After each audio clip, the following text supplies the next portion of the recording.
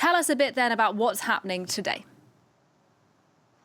Yes, so this Thursday, voting is taking place in 3 out of the 11 regions of Ethiopia, namely the Somali, Harari, and parts of the Southern Nations and Nationalities region. This represents 47 seats in the Ethiopian parliament, but these are only some of the areas that had not been able to vote during the main election day last June, either because of logistical challenges or for insecurity issues.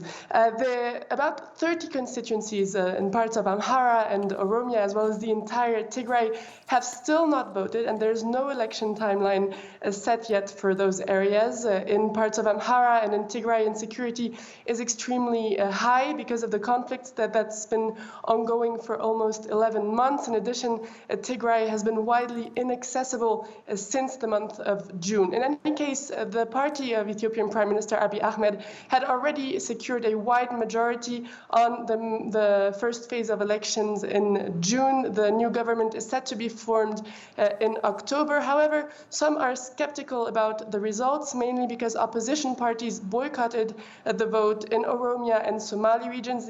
These are the two largest regions in the country, and it's worth noting that Abiy's Prosperity Party has run uncontested in about 20% of constituencies. And you mentioned that opposition parties boycotting the vote in the Somali region. You were there yourself very recently.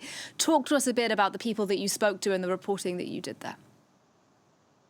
Yes, so a few weeks ago, opposition parties in Somalia said that they were not going to participate in the elections anymore. The main opposition party is the ONLF, the Ogaden Liberation Front, and it's the first time in over 25 years that this party is allowed to participate in elections. It was labeled as a terrorist organization until Abiy Ahmed came to power in 2018. Most of its leaders were living in exile, so they said that they welcomed the fact that they were now able to run, but they pointed out irregularities in voter registration, candidate registration, which they said pushed them to boycott this election in the end. I think from what I've seen, at least in the regional capital, Jigjiga, there's quite mixed feelings among the population in the Somali region. On the one hand, yes, people recognize that it's the first time opposition parties are able to run and campaign in such a way, and above all, they say that the region is much more safe,